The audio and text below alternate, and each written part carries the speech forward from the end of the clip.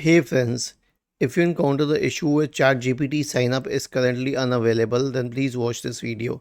I'll tell you the main reason for this. The main reason for this is that there are already a lot of ChatGPT users and they don't want to add more. So here's what you can do. Wait for some time and then retry. It usually works for me.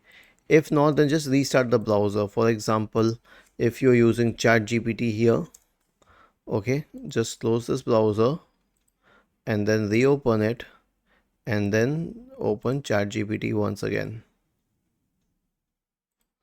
Okay. The next one is to disable problematic extensions. Click on these three dots at the top right corner, select extensions. Click on manage extensions. If you see any problematic extension here, try disabling it. If that helps, then remove it. The next one is to clear the browser cache, and how would you do that?